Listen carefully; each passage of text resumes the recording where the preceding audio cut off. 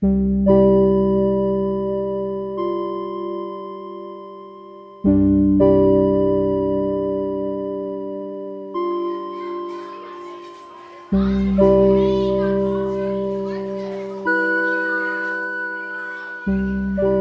and welcome to the last lecture of the course. This is a practical lecture in which we will teach you how to carry out an awareness-raising workshop with students at your school.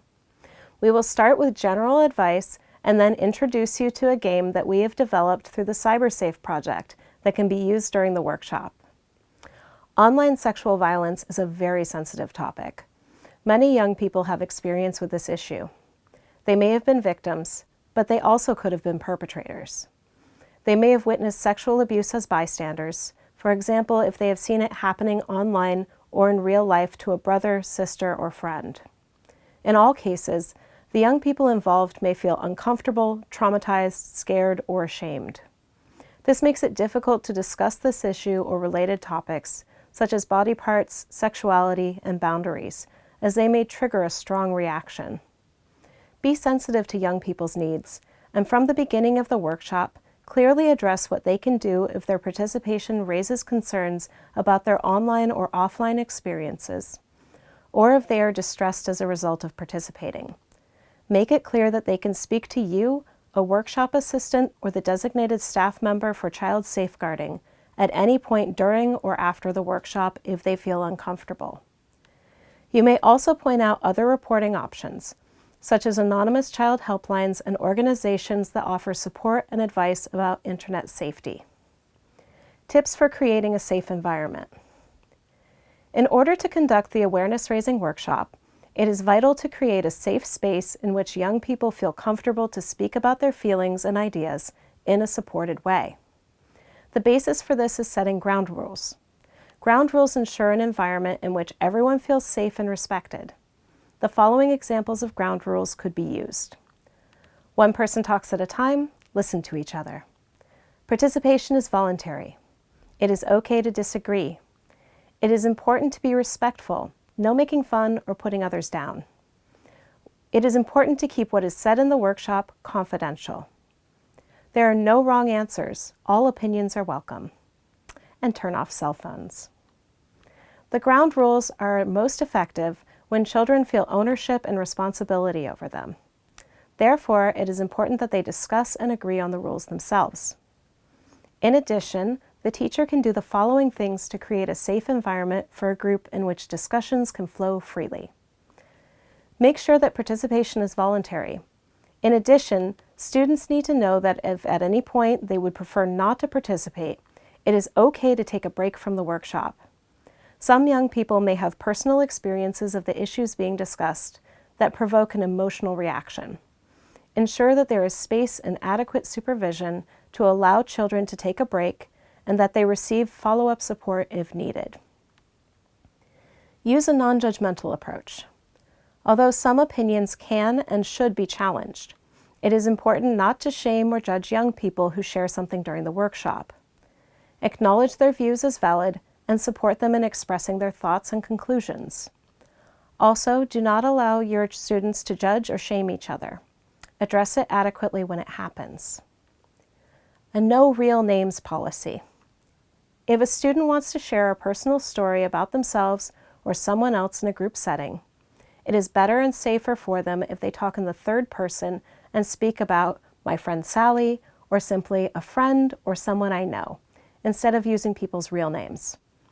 If young people feel that they need to share a personal story or make a disclosure, this is a good sign. However, the workshop setting is not a safe space to do that. Thank and encourage them to share, but direct them to a time and place where they can do so with an appropriate staff member. Create a safe physical space. Consider an alternative seating arrangement that encourages discussion and involvement. For example, a circle. You can also display posters in the room that refer to child helplines and other relevant support organizations for young people who experience online sexual abuse. Make a question box. The participants may feel uncomfortable asking a question in front of the group. Invite them to note them down and add to a question box during or after the workshop. If they want an individual reply, ask them to add their name. Explain that you will respond to anonymously submitted questions in a general way, without mentioning names or details, during the next workshop or at the next appropriate moment with the whole group. Don't actively encourage disclosures. Don't ask directly about intimate online experiences. Avoid questions like, "Did you ever share a nude image of yourself?" Or, "Have you been a victim of online violence?" Especially avoid this in a group setting, but it is also not advisable to do this in an individual setting. If a child discloses something about their own experiences, you can talk or ask about it in more detail, but do not actively try to make them disclose. It is better to ask general questions such as, "What do you think about sharing nude images on social media?" The aim should not be to encourage personal disclosures during the workshop, but to raise awareness and allow students to explore and discuss the issue of online violence in a safe setting. A group setting is not suitable for discussing and following up on sensitive, personal, negative experiences. Since the reactions of the group cannot be controlled, this may be harmful for the person who discloses, who is extra vulnerable due to the experience they had. However, as a result of addressing the issue of online violence, it is possible that one of your students makes a disclosure in the group about a personal experience or something they have witnessed. If this happens, remain calm. Do not cast any judgment. Acknowledge the student for doing the right thing by speaking up and thank them for sharing. Make sure they are referred to a time and place where they can share their story with you or an appropriate member of staff and get adequate support. Reiterate to the whole group any ground rules they have established about keeping what is said in the workshop confidential. Be aware that the other participants may need support after hearing what their classmates experienced. A useful strategy to prevent young people from disclosing abuse in these settings is protective interruption. This means interrupting the child or young person before they disclose and at the same time advising them that they can talk privately with you after the session or during a break. Every school should have a clear child protection policy or safeguarding procedure in place. It is important for young people to understand that while the workshop provides a space to be open and honest, you have a duty to protect children, and that if a disclosure concerns illegal activity or a risk of harm, you may be obligated to inform the school. Address this at the beginning of the workshop, and also when a student comes to you to make a disclosure. Other tips for creating a safe setting during a workshop include: engage everyone to avoid only getting the opinions of the vocal minority. Plan for large amounts of disclosure and discussion towards the end of the workshop. Make them feel heard. Restate what they say to make sure that you understand them correctly and report back to them. Hand out cards at the end and invite participants to write down any thoughts or ideas that they didn't want to share out loud. Ensure that you are familiar with your organization's safeguarding and child protection policies so that you know how to take appropriate action in case of disclosures or alarming signs. Make sure that you are well acquainted with other reporting options for young people, such as national or local anonymous helplines, police, or support organizations. Repeatedly share options for support and reporting. Before and after the activities, point out to the children where they can go for further advice and support. In the days and weeks after the activities, give regular reminders of the help and support that are available to them. For example, display a poster that shows reporting options and support organizations. How to use the Cybersafe online tool. The Cybersafe online tool is a game-based learning tool that is perfect to use during the awareness-raising workshop. We have prepared 4 different workshop plans. Each plan focuses on one of the 4 main types of online violence that were covered in the first lecture and includes the workshop structure and important messages to guide discussions. These plans are designed to be used in conjunction with the Cybersafe online tool. There is a separate document that goes through every workshop plan in detail. You can find it attached to this module of the course. Each workshop has a suggested duration of 1 hour and 30 minutes. You can also choose to spread a workshop out over 2 lessons, leaving extra time for discussion. Alternatively, You can combine the 4 workshops, for example, during a theme day or project week. Now, my colleague Martin Barman will guide you through the Cybersafe online tool and show you how to use it. If you have any additional questions, please do not hesitate to contact the course instructor. Welcome, my name is Martin Berman. I work at Cirrus Games in Denmark, and we were part of the team that developed the online tool. So this tutorial will display the technicalities regarding starting a workshop, choosing workshop, and have participants participating and joining your workshop. And this is for the vote and discuss feature. There will be another feature called role and play, and that will be a separate video. So here we're focusing on vote and discuss. And the first thing you do is open a browser and type in the URL that you can see or find in the Cybersafe toolkit. Another good thing to mention here is that we do have a Cybersafe toolkit, which is a document, and you should basically prepare yourself by reading this. Right now, you will have the possibility of choosing 4 scenarios, 4 stories that you should somehow be familiar with before starting any workshop. Okay, what happens on the screen here is basically that I can select a language and create a workshop. I will create a workshop. So brings me to the next page where I can select a workshop. Again, please be prepared and read the documentation. I will choose number 1 and get a subpage here that is telling me what is this subject all about. It's about protect your privacy. I will start and click on this. This takes me further to the lobby. This is a pretty important screen. If you have read the documentation, you also will know that right now you're already presenting to the class.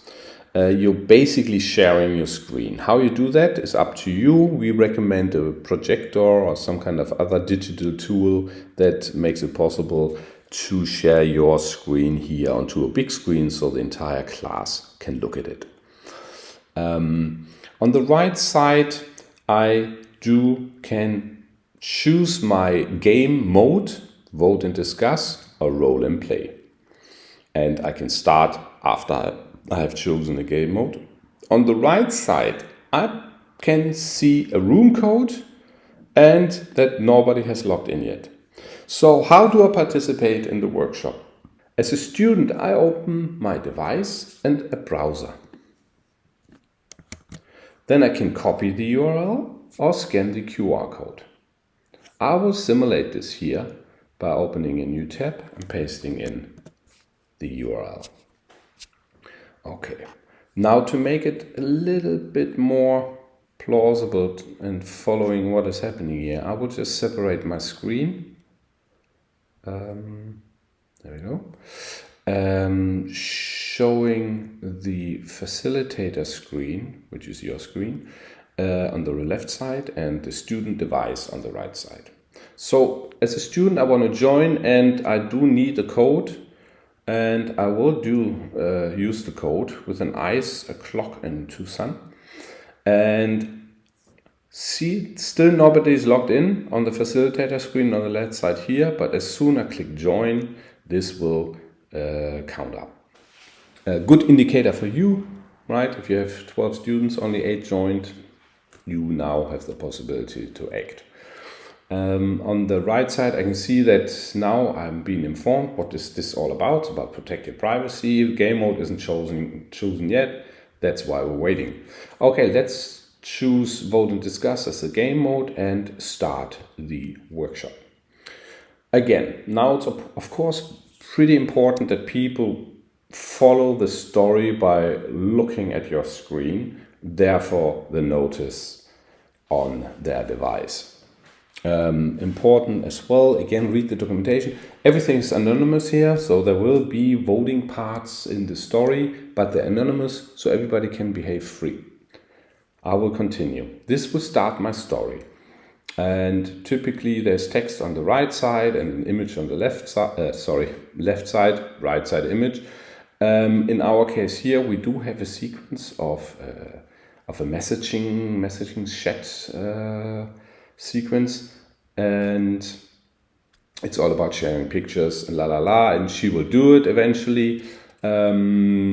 A function here, if you want to replay the sequence, you just click on it and it will just replay as many times you want. Good, I will go on. So the story is kind of building up right now, right? There's he shares the images, then they split up and he will make her pay and shares image with some of his classmates. And obviously she gets upset, but even worse, her life turns into a nightmare, obviously. So story builds up, people looking at your screen, and then is not interrupted, but somehow the voting screens come now in. So people now understood the story and are being asked to vote on simple questions and answers. And you can see on the facilitator screen the question and the answers come up, but also on the devices of the students that are participating. So now they have the possibility to vote by clicking on the answers. I will just choose any. I'm not going into content here. I just want to show you the functionality. Here underneath you can see how many people actually have answered of participants, and 0. Now I've answered and it turns into a 1 obviously. Important that is when people have answered, now they look at your screen again, because the next screen is pretty important. It is the discussion screen. So we voted and now we discuss accordingly to the answer that have been given in the classroom and the percentage spread over the answers. So here now you act and discuss. This is a pretty important screen. Basically now there's following some more information screens, more argumentation screens for you, but also important information for the students on, for example, how to behave, protect myself and stay safe online. This was basically one of the loops that you can find in this scenario or in the other scenarios. So there is like loops of 4, 5 vote and discuss scenarios, and that was one of them. So if I continue now, there will be a new set of answers and so on. I will just by now, I hope you have understood the principles and concept behind it. I will just click rather fast through the rest of the content, showing you 2 more features. Again, here's a question and the discussion screen after people have answered. So there's 2 more things I would like to show you. One is that you have 4 arrows placed on the top right here. If you click on them, the entire screen changes into full screen mode, which might be quite of advantage. You don't want to show all the browser stuff. Another feature you can see at the bottom is that the code is available at all times. So should there be a internet timeout on the devices of the students, they can always go back, open up the URL and join the ongoing workshop. I will minimize the screen again. Yes, I'm not sure if there's one more. There's one more question round coming. Good. Final screens with one more question and discussion screen, and I think this is the final screen. All the final screens are being displayed by the reporting options in the different countries, and then you can finish your workshop. Brings you back to the lobby, and if you want to start another story or theme or subject, you either reload the browser or go back twice. Here you can now select a new workshop. I hope that was clear enough. Enjoy your day and take care. Thank you.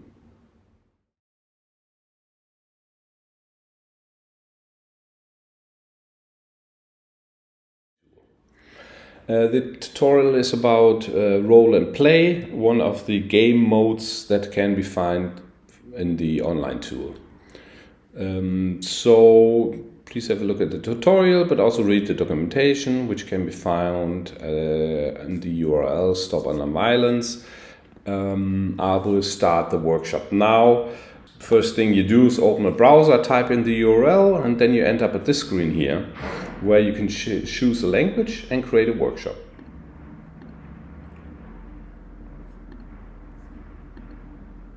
Next screen, you choose your subject that you would like to have a workshop about or start the workshop. So I will take the first one here, brings me to a subpage. So in our case, we will talk about protecting your privacy. You can click on this one as well. Brings you to the lobby. If you have seen the previous video, you kind of know what to do for Vote to Discuss. In our case, we talk about role and play. So role and play is a feature where a group of 3 persons share one device. So by now you probably would have separated the class into a group of 3 or 4. I mean, it doesn't really matter. 3 would be the perfect number, as you might have read in the documentation. However, what I will do right now is since students now want to join your session, so they get one device, open up a browser and type in the URL. I will do the same, simulating it by opening a new tab in my browser. Good. So right now, I will now minimize this and push it over so we can see the student's device on the right side and your facilitator on the left side. By the way, the facilitator screen you obviously share with the class. Okay. So the first thing I will do as a student, I will join on the device by using the code. Good. The game mode is still open and we're waiting. So as the facilitator, you basically should choose the game mode. And now you can see that the game mode changed on the people's device. So again, there's a group of 3. It depends a little bit on the scenario. I think some scenarios have 4 people involved. I think the default is 3, that you have a victim, perpetrator, and a bystander. But focus is now, of course, on their telephone that they are using to carry out the role and play. So how does that work? Well, best case scenario, obviously, they're somewhere undisturbed, so they have some space, maybe in a separate room, I don't know.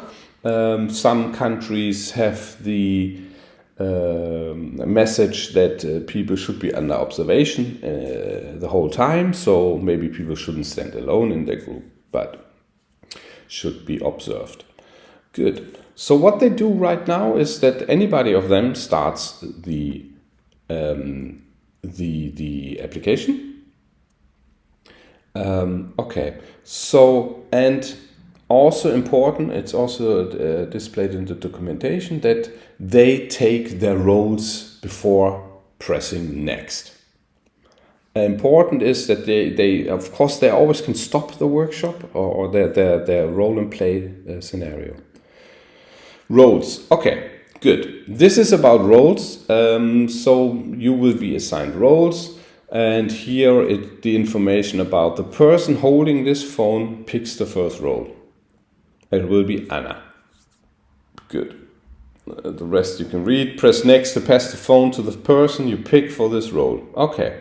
So now Anna gets the phone. And press next when Anna is ready. So Anna is ready and Anna will basically read what's on the screen, right? The story is displayed. So you send an image to your boyfriend, and Jim shared it with classmates after you've broken up. This is the story. Now comes your behavior. That's always written in bold. So your action and behavior, choose somebody in the group to be Jim. So right now Anna chooses the role of Jim with the participants here. And look them in the eyes and say the following. And things that should be read out loud are always displayed in a box with a white background. It's not cool that you shared my image with the people in our class. Now everybody's seen it. Alright, now Anna is done and gives the phone to Jim, to the person that she picked to be Jim. And now Jim gets the phone and press next, Jim, when you are ready. And then he does that. He looks at Anna and says, you're the one who sent it to me. And then you broke up with me. You should have known this would happen. Look at the person who will be Stan. And Stan is basically a friend of Jim. Asking, did you share the image? Now Stan gets the phone and is pressed next when he's ready, or she. He's ashamed. He's like, yes, I shared the image and I feel, come up with your own line. So I feel horrible, disgust, I don't know, right? I feel very, very bad. Now he gives it back to Anna. So you can see like all instructions on how to carry out the role play in the group of 3 are basically on the screen, and the group is just passing on this phone, which has their script, as you like, and how to behave and what to say. So Anna is of course set, and again gets the phone and press ready when she's ready. And now we need you to act, Anna. Okay, now she has to like feel on how it is to be Anna, really, right? And she has to put a bit of patience into it. I'm just gonna click through the rest of the scenario here. So basically everything is displayed on the screen. People will jump into the role and hopefully also get a feel and a sense on what it means to be a victim, a perpetrator, or a friend, a bystander. This is the aim of this entire exercise. The final screens for all scenarios are always the same. Now take a couple of minutes to ask each other questions. Digest what just happened. And then there's a group task that you can twist and change it a little bit as a teacher. But so here we suggest that they discuss and write down the experience and also what they felt, using 3 questions as a guidance. So, and when you're ready, click finish and return to the classroom. Again, it's up to you as a facilitator to decide what you will do with the written down experiences. You can just leave it and leave the experience with the participants and students, or you could ask if they want to share it and then provoke a discussion in the classroom, which are quite powerful. But again, this is up to you. I will, as the group, you will finish this on the device and return into your classroom. Or maybe carry it out again, change the roles, that's all a possibility. Back as a facilitator, you obviously can also then start another scenario by hitting the back button twice or reload the browser. I will do that twice. You can now maybe choose another one. So this obviously has a different story. And again, you come to the lobby, you decide to roll and play. But you also can play the vote and discuss. I hope that was understandable. Enjoy your day and take care. Thank you.